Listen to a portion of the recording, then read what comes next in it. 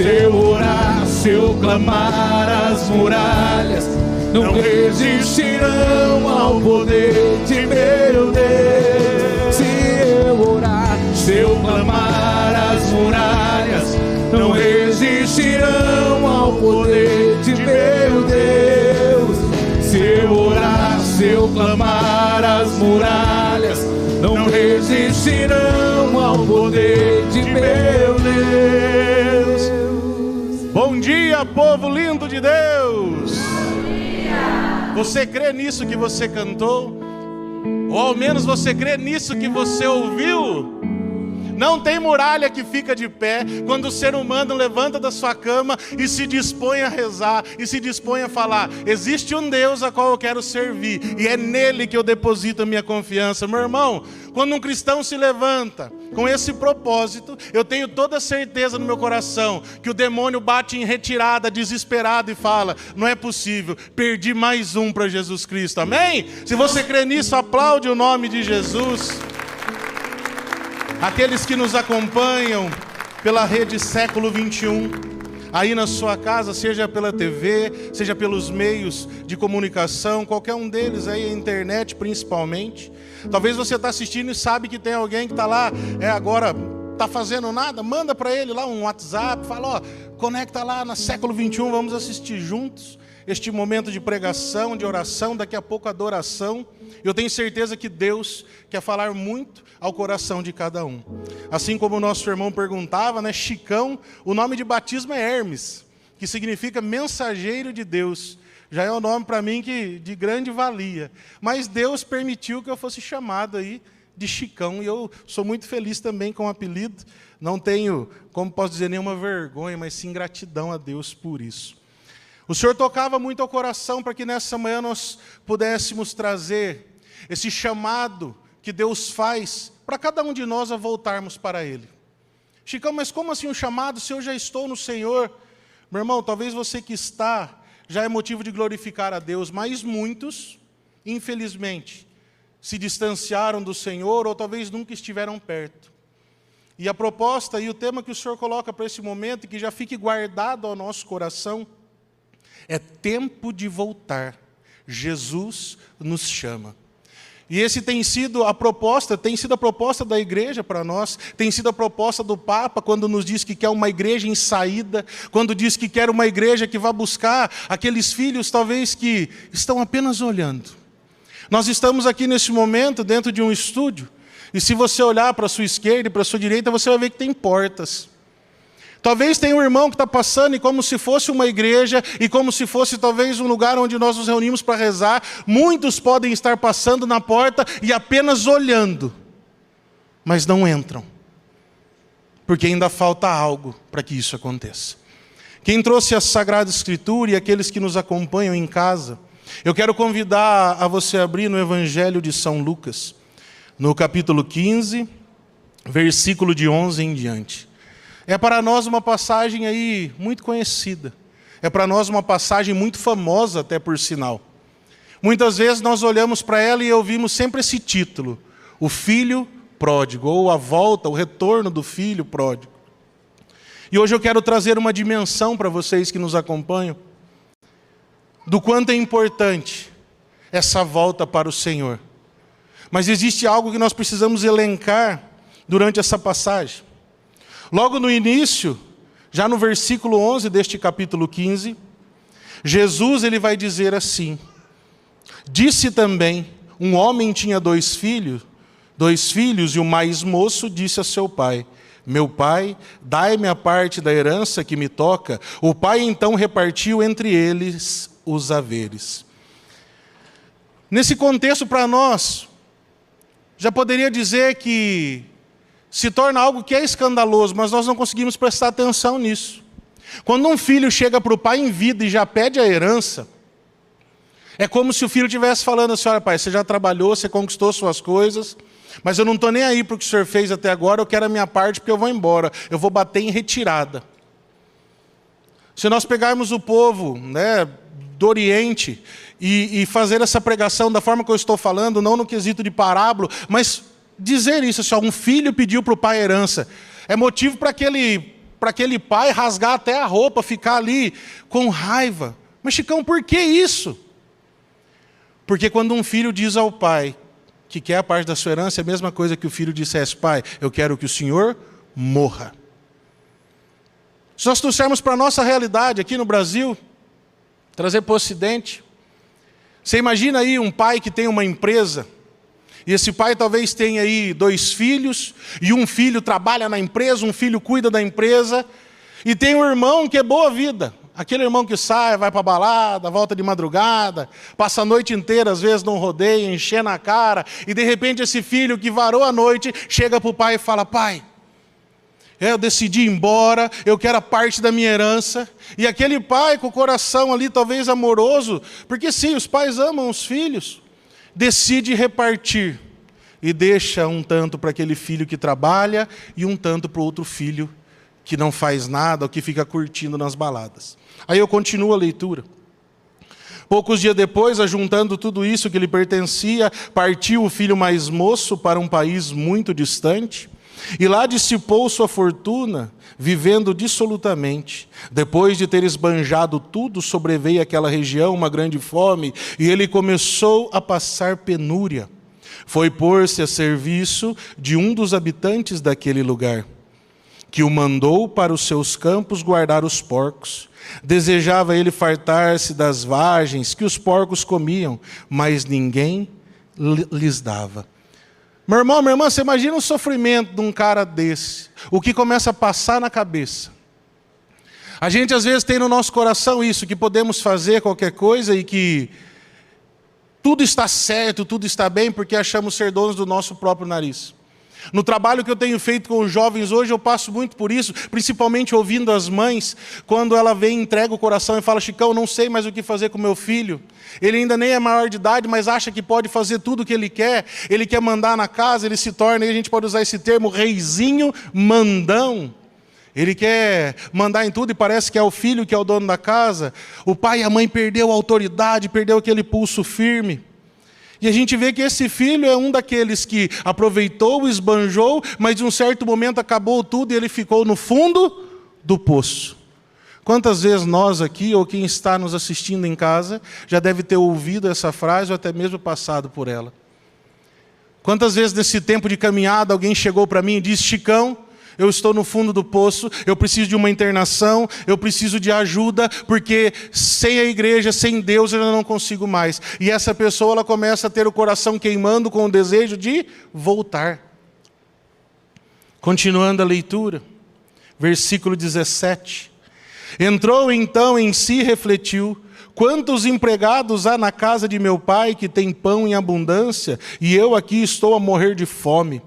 Vou me levantar e lhe direi a meu pai: meu pai, pequei contra o céu e contra ti, já não sou digno de ser chamado de seu filho. Trata-me como a um dos teus empregados. Antes de continuar a leitura, quem aqui já passou por isso? Quem já fez algo que não deveria ter feito e no meio do caminho já foi planejando a desculpa que ia contar? Sabe quando você vai sair da sua casa, aqueles aqui que são um pouquinho já de idade mais avançada, eu não gosto de falar velho, mas que tem uma certa experiência, porque velhos nós todos vamos chegar e ficar, espero eu, na graça de Deus, e um velho arretado, firme em Deus. Mas quem nunca ouviu aquela frase? Não vai. Ou leva o guarda-chuva. Leva a blusa que vai fazer frio, está ventando gelado. Quem nunca escutou algo desse tipo? E você partiu e foi, chega no meio do negócio e fala: rapaz, mas está um frio, já começa a passar mal, vai chegar em casa tossindo, e você já vai inventando desculpa no caminho, porque avisaram, alertaram, e mesmo assim você fez algo que não devia. Vamos dar um exemplo aí nos casais hoje, quantas vezes nós vemos isso? A esposa talvez levanta no domingo, o esposo fala: vou preparar um almoço hoje, vai ser uma delícia. Aí o marido fala: não, tá bom, bem, eu só vou ali na agropecuária buscar uma comida para o passarinho e já volto já.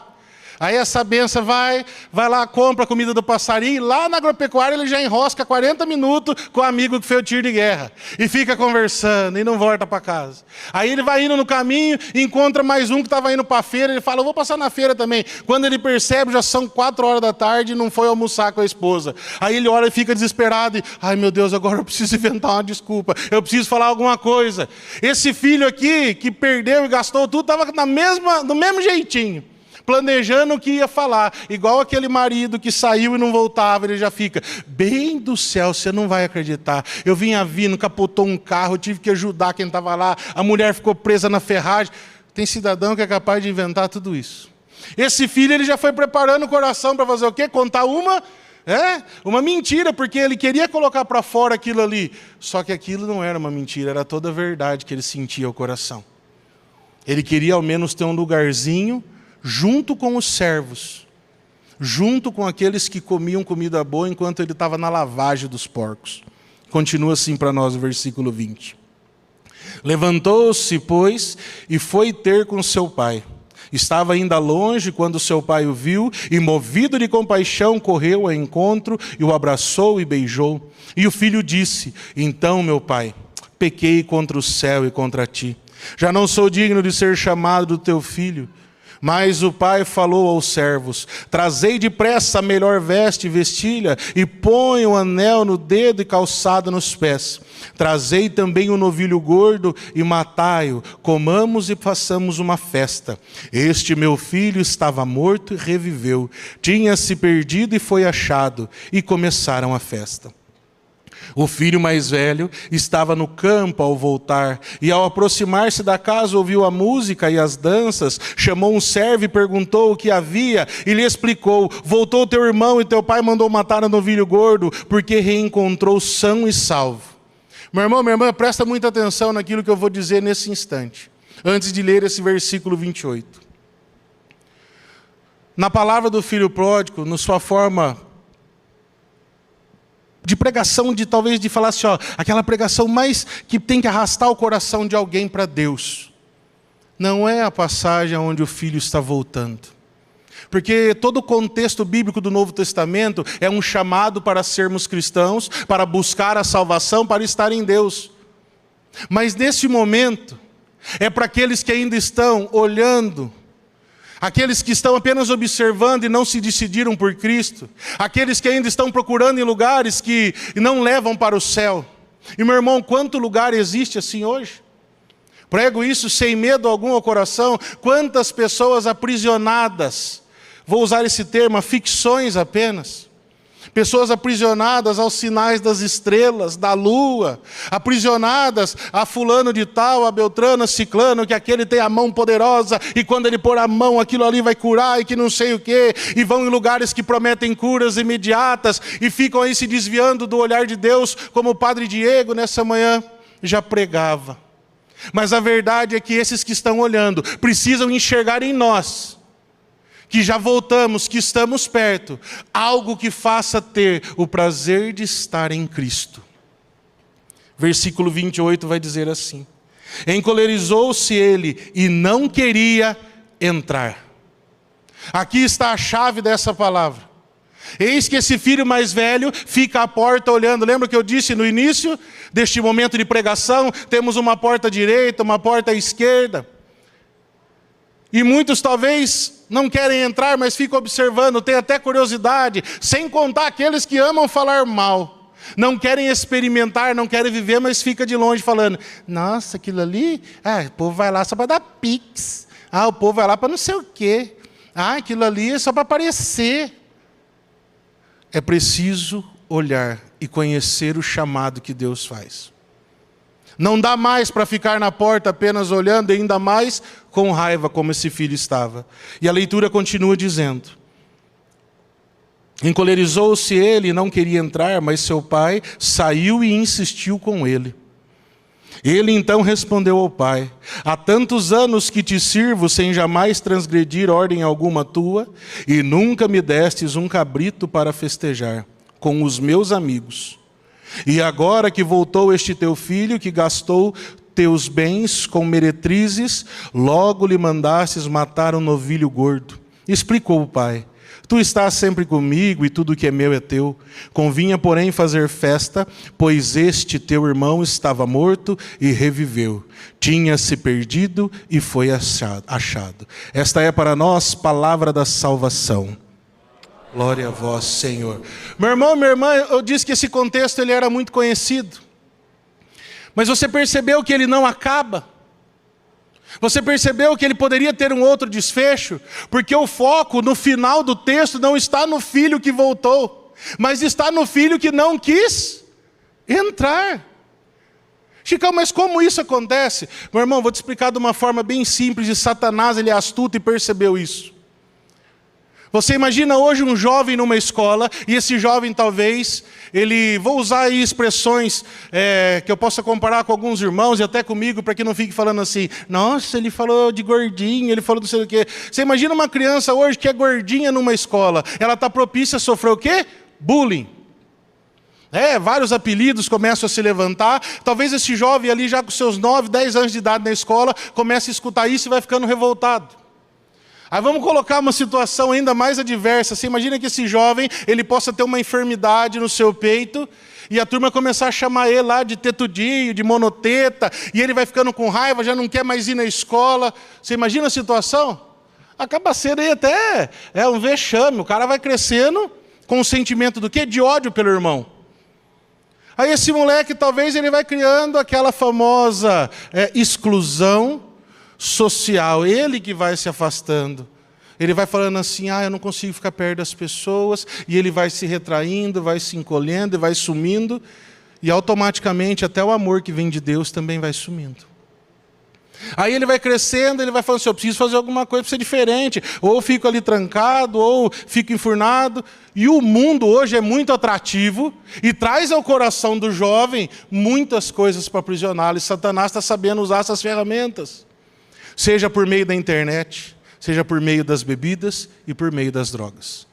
Talvez você que me assiste sabe quantos filhos hoje estão trancados nos quartos, jogando aí videogame, jogando no computador, infinidade de jogos que não saem da frente de uma tela, que tem sido praticamente um vício igual ao uso do crack, igual ao uso de qualquer tipo de droga que nós possamos citar aqui. Estão aprisionados a isso. E o demônio percebeu isso e foi usando.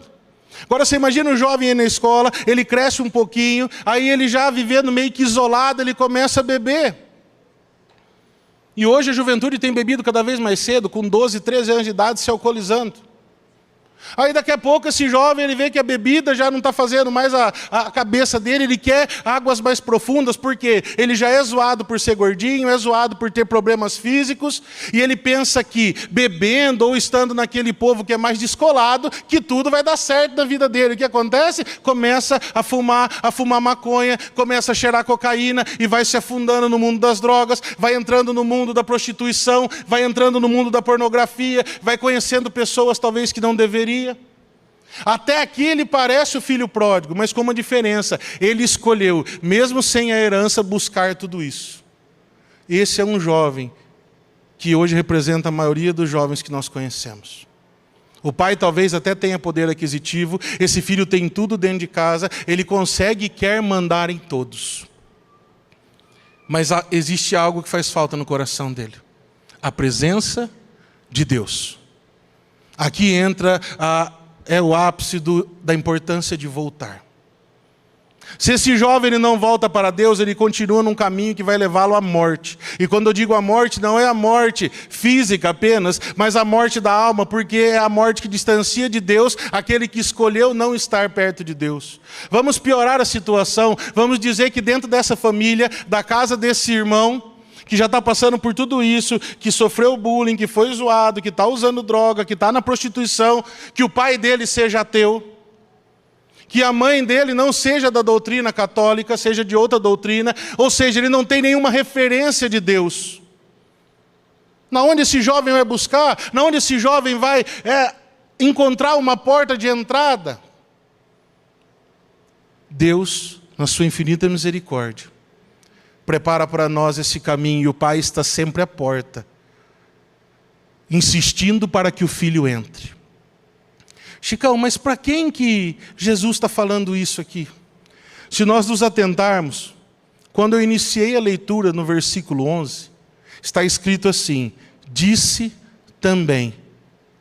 Se começou assim esse trecho, quer dizer que antes ele estava falando algo, Jesus já dizia algo. E quando nós voltamos um pouquinho, nós vamos encontrar a parábola da dracma perdida. Chicão, o que isso quer dizer? Dracma é uma moeda da época, e normalmente as meninas, as mulheres recebiam isso, 10 moedas, 10 dracmas, para que se ocorresse algo no matrimônio que não desse certo, ou algo na vida dela que não desse certo, ela tinha esse dinheiro para retornar ao pai.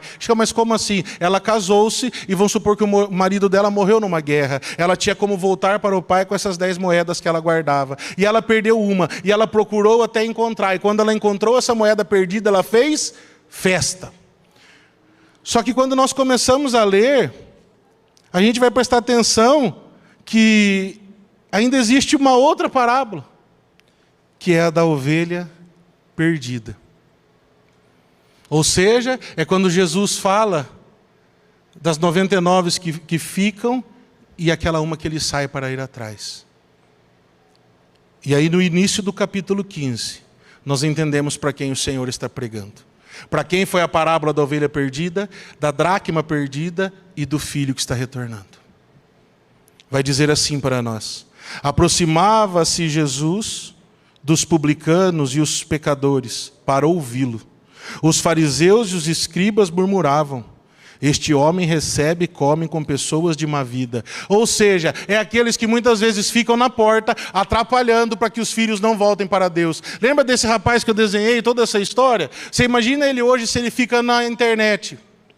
Não vou generalizar porque existem youtubers aí maravilhosos, católicos, cristãos.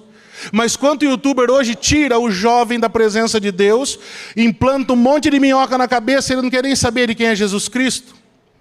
Quantas vezes um jovem, talvez hoje, ele é aí manipulado pela questão da música. E ele não consegue enxergar Jesus porque ele está aprisionado nas músicas com letras que, misericórdia, não dá para falar. Todas as letras quase hoje levam para a sexualidade, para a bebedeira, para o adultério. Existe um plano do demônio para que ninguém volte, para que ninguém encontre essa porta.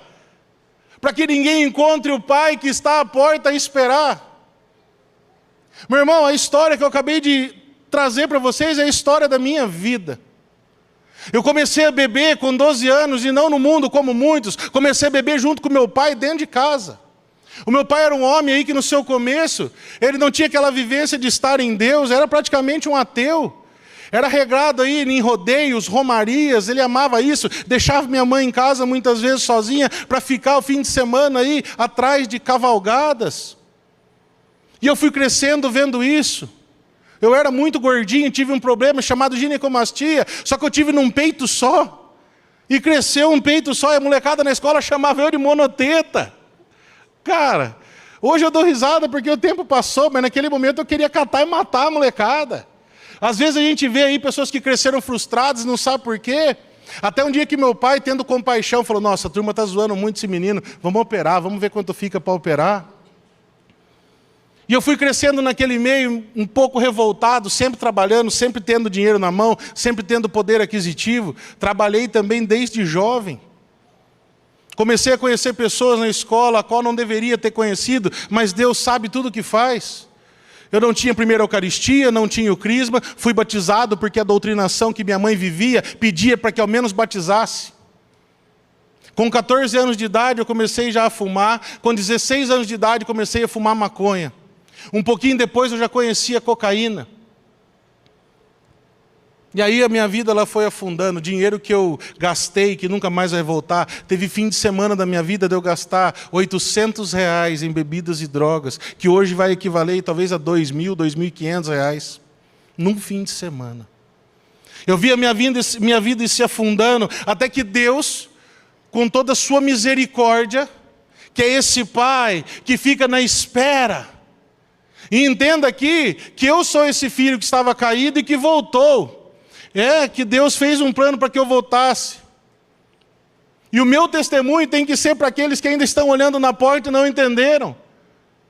Porque o desejo desse filho que ficou na porta é o mesmo do irmão. Porque quando o pai dividiu, e nós vemos isso no versículo 12, o pai dividiu a herança entre os dois e ele aceitou naquele momento. Ou seja, aquele filho, por mais que ele trabalhasse, estivesse com o pai, ele também não importava.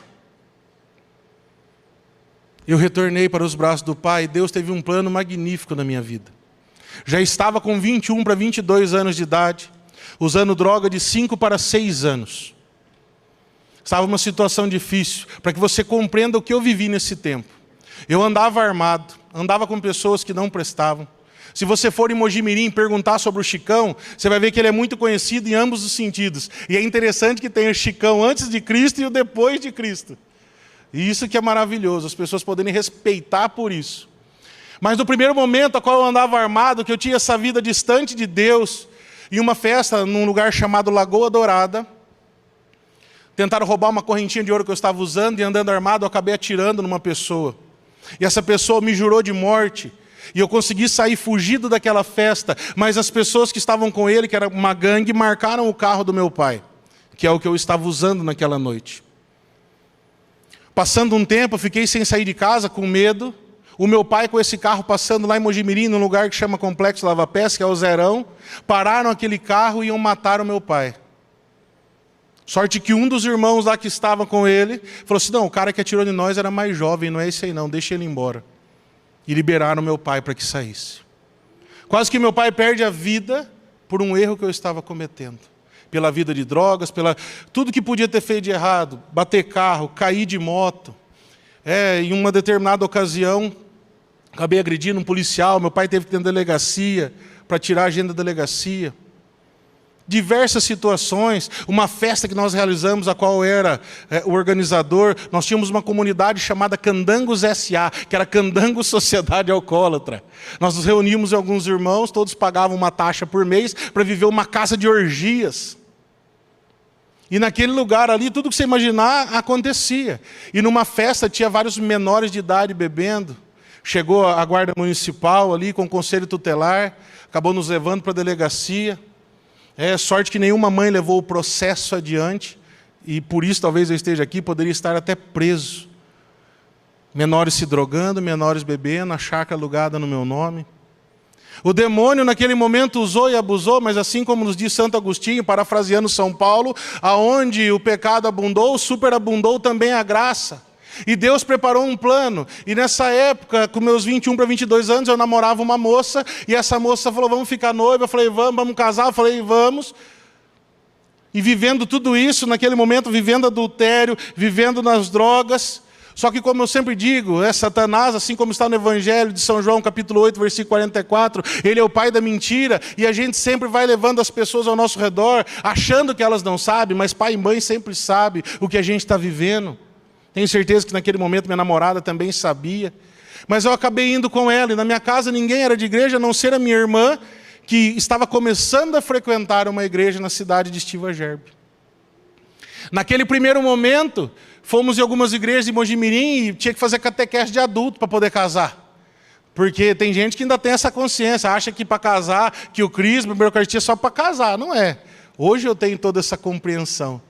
E que bom que a igreja tem isso, porque posso dizer sem medo algum que talvez foi essa a porta onde Deus estava me esperando e falando, filho, entra, insistindo para que eu entrasse. Fomos procurando em um lugar, em outro, de um lugar demorava um ano e meio, até que minha irmã disse, Chicão, eu perguntei lá na Estiva, e lá é 6 meses a catequese de adulto. Eu falei, ixi, é lá mesmo que eu vou então. Não queria passar perto de igreja. Eu vou usar essa expressão, apesar dela ser muito forte. Eu odiava quando alguém falava de Deus para mim.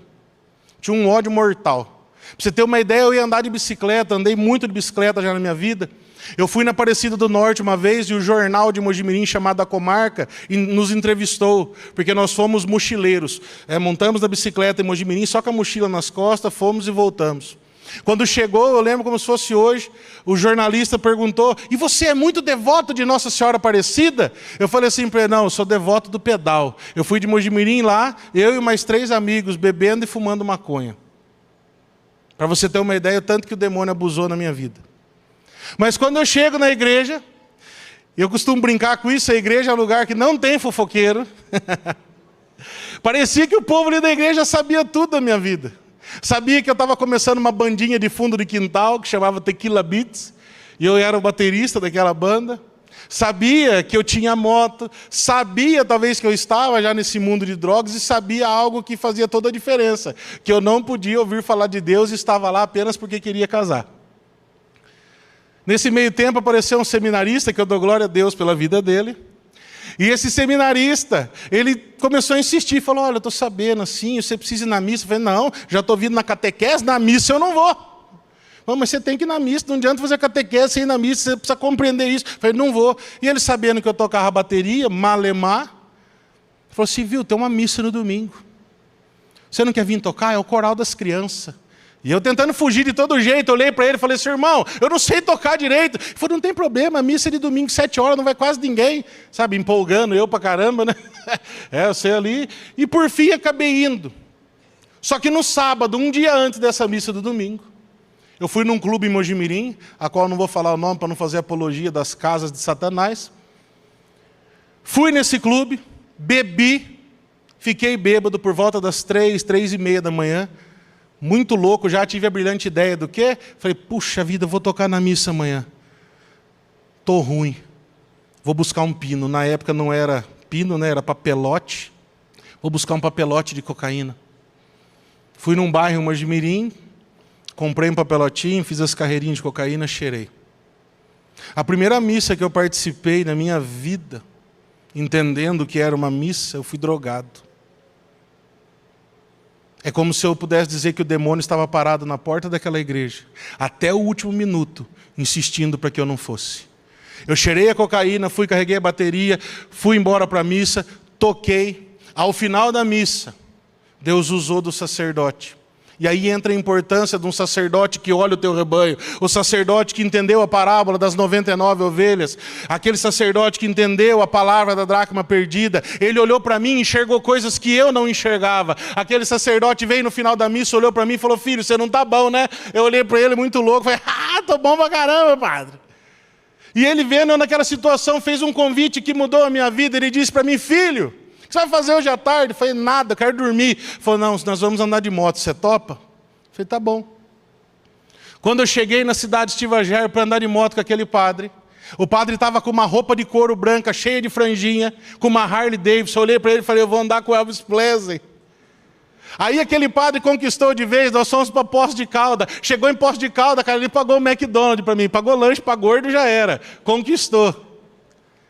Sentados na mesa do shopping, ele olhava para mim e dizia, filho, você é especial para Deus. Você está se destruindo. Ele olhava no fundo dos meus olhos, assim como eu estou olhando para você, tanto aqui quanto na sua casa. Existe um Deus que nos ama e tem enviado constantemente pessoas para dizer o quanto somos importantes.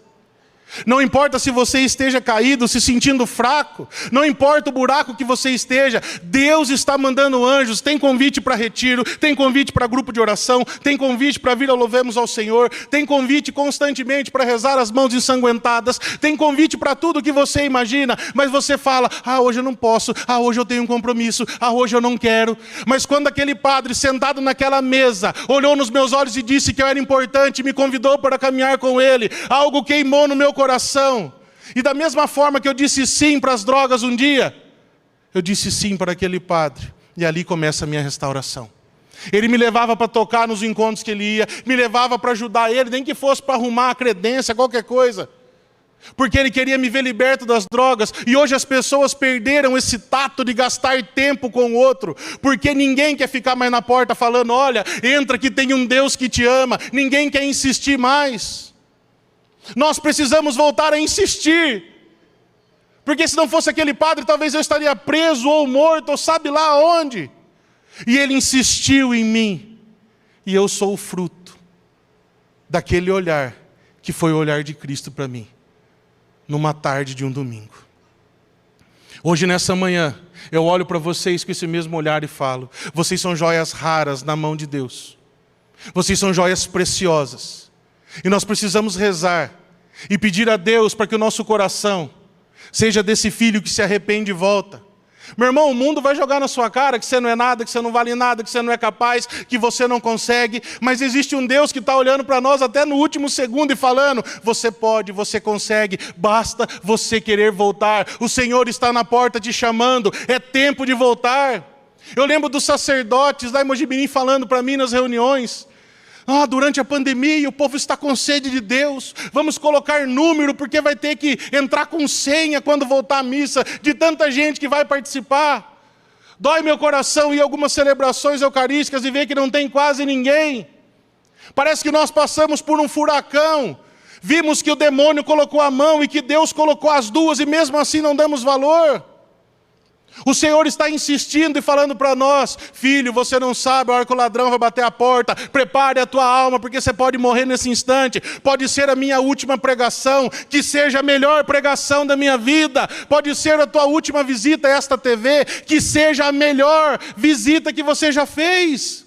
Pode ser a última pregação que você assiste aí na sua casa, que seja com um coração que queira voltar para o Senhor arrependido. E isso não é para botar medo ou angústia, mas sim para dizer que tem um Deus que está com sede.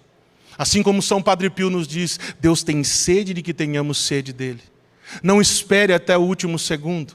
Não espere até o momento que você não vai ter mais oportunidade. Deus está te chamando para voltar agora. Deus está te chamando porque Ele quer te levantar do chão.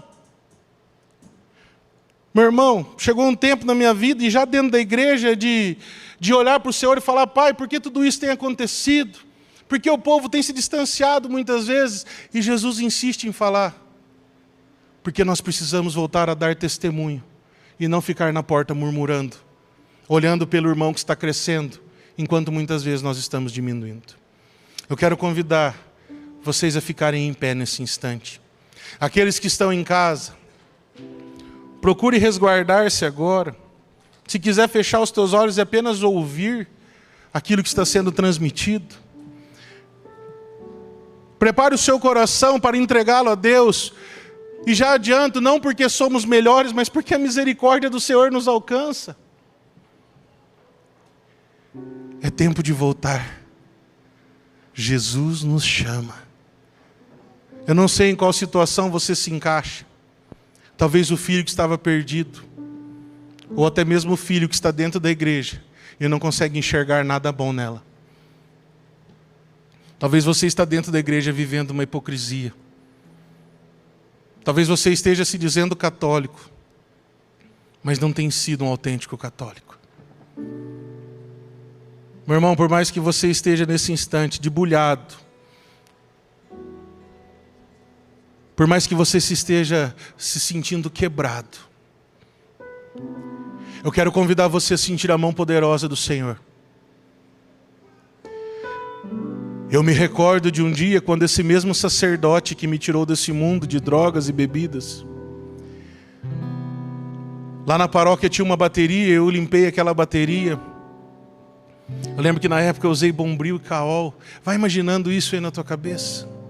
Eu peguei aquela bateria, ela era cromada, eu fui limpando todas as ferragens dela, deixando brilhando. E aquele sacerdote que estava ungido por Deus, ele viu aquela bateria e disse: filho, você que limpou? Eu falei: foi, padre. E ele me disse: da mesma forma que você limpou essa bateria, Deus vai usar das tuas mãos para limpar muitos corações. Meu irmão, eu não tinha noção do que era uma profecia. Eu não tinha noção do que Deus queria falar ao meu coração naquele instante. Mas com o passar do tempo eu fui descobrindo a misericórdia de Deus. E a minha mãe, que era de outra denominação religiosa, aos 60 anos de idade mais ou menos, tem uma conversão ao catolicismo. Muda completamente a sua vida. O meu pai, que não tinha aquele fervor em acreditar em Deus, vendo o meu exemplo, o meu testemunho, também rasga o seu coração e se volta para o Senhor. Hoje eu tenho uma família que serve firme na igreja, não importa onde seja. O que eu quero dizer para você é que não é uma utopia o que eu estou pregando, e deixa vir diante do teu pensamento a tua família, os teus filhos que talvez estão perdidos, os teus netos. Mãe, você que está aí rezando pelo teu filho, permanece firme que vai dar fruto. Pai, você que está distante de Deus, volte para Jesus e seja exemplo para a tua casa. Avô e avó, continua firme na oração. Você que ama tanto o teu neto, deixe Jesus entrar no teu lar. Permita com o Senhor te resgate nessa manhã. Ele é capaz. Ele é o médico dos médicos. Ele coloca a mão em nossas feridas. Quando Ele coloca a mão, pode ser até que doa, mas Ele coloca para curar. Eu não sei qual é a situação que você tem enfrentado, mas nós iniciamos essa pregação cantando que se orássemos, as muralhas iriam cair. Meu irmão, hoje Deus está te chamando a voltar a ser aquele cristão que reza, aquele cristão que ora, aquele cristão que tem um fervor de estar em Deus. E que nós possamos rezar com essa canção, pedindo ao Senhor esse avivamento para voltarmos, para sermos aquilo que Deus sempre sonhou. Ter um coração voltado a Deus. Se Ele restaurou a minha casa, a minha família, Ele é capaz de restaurar a sua. Creia no Senhor. Creia naquilo que Ele é capaz de fazer.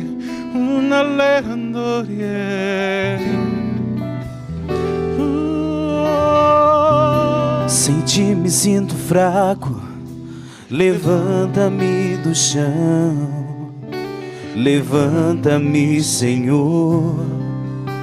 Preciso de tuas mãos. Refaz a minha vida. Muda quem eu sou. Preciso do teu fogo. Incendeia-me, Senhor. Sem ti me sinto fraco. Levanta-me do chão. Levanta-me, Senhor.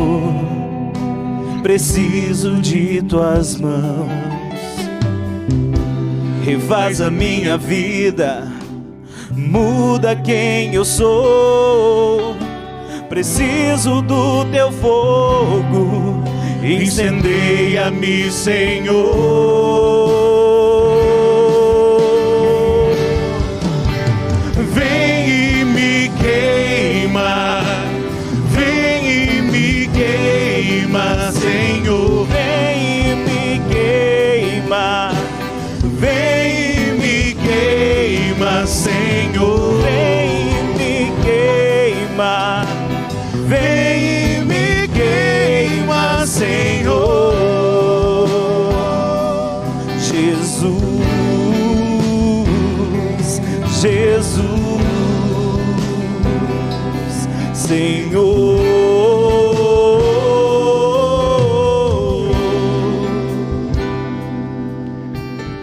Essa canção, ela brotou no nosso coração, no coração da fraternidade, coração missionário de Maria, em um momento de adoração, numa vigília na matriz de São José, aonde eu me lembro que eu estava abraçado com um dos pilares da igreja em prantos, chorando pelas situações que a humanidade vivia. Estávamos eu e o Michael, e o Senhor vinha trazendo ao nosso coração: Senhor, queima tudo aquilo que precisa ser queimado com o Teu Espírito Santo. E meu irmão, é isso que eu desejo na sua vida nessa manhã. Deixa Deus incendiar o teu coração, para que na onde você passar, você seja esse filho que vai deixando rastros de fogo. Na onde você passar, meu irmão e minha irmã, você tem que ser rastros de Deus. Talvez você entrou pela porta dessa TV hoje, talvez na tua casa você esteja aí deitado na sua cama, no sofá, talvez com uma enfermidade, eu não sei. Mas o que eu posso dizer é que existe um Deus que entrou na minha vida e me resgatou, que existe um Deus que é capaz de nos tirar das trevas, que é capaz de tirar a tua casa das trevas. Deixe o Senhor incendiar o teu coração. Preste atenção no início da letra. Sem ti me sinto fraco, Senhor. Em um certo momento vai dizer: me levanta do chão, Pai. É como se fosse um clamor de desespero, e eu não sei a forma que você se encontra, mas que esse clamor chegue ao coração de Deus. É como se o ouvido do Senhor se inclinasse e ouvisse o nosso clamor nessa manhã. Sem ti me sinto fraco.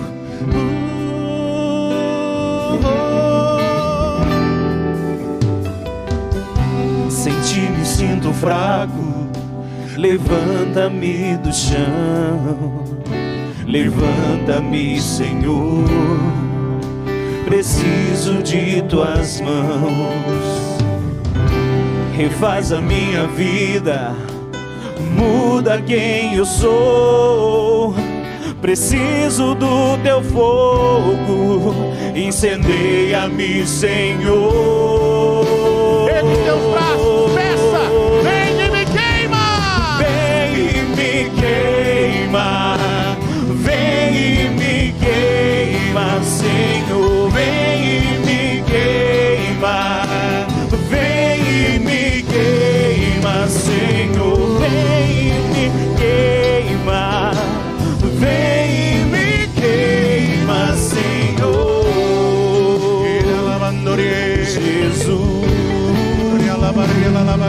Jesus, Tu és o Deus da nossa vida, Senhor.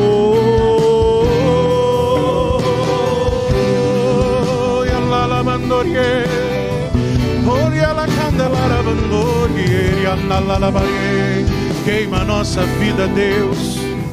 Se você pode se unir com quem está ao teu lado, se é da tua família, da tua casa, dê a sua mão para quem está ao teu lado. Aqueles que podem se unir, segura firme nesta mão. Feche os seus olhos por mais um instante e nós vamos cantar esse refrão: vem e me queima, uma forma mais suave. Peça isso por você, por quem está ao teu lado, por aqueles que você deixou na tua casa, por aqueles que estão em casa nos acompanhando, pela tua paróquia, pelo teu sacerdote, pelo teu bispo. Peça ao Senhor para que queime, para que resgate os corações. Para esse pai que saiu de casa agora e a mulher está aflita, não sabendo se ele vai voltar. Para este filho que está desde ontem para a rua e até agora não voltou. Vem e me queima, Senhor. Canta isso bem suave. Vem e me queima. Vem e me queima. Abre os teus lábios e canta junto. Vem e me queima, Senhor. Vem e me queima. Toca o nosso coração. Vem e me queima. Conduz os nossos passos. Vem e me queima. Vem e me queima. Vai colocando força. Aos pouquinhos vai aumentando a tonalidade.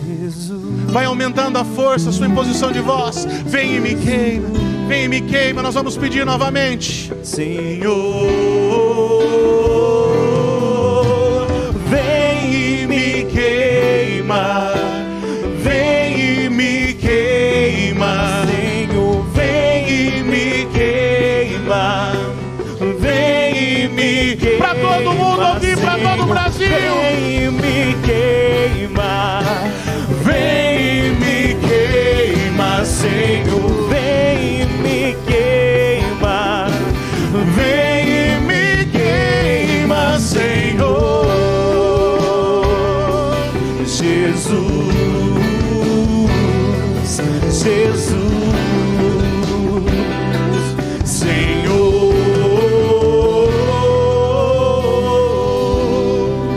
Ainda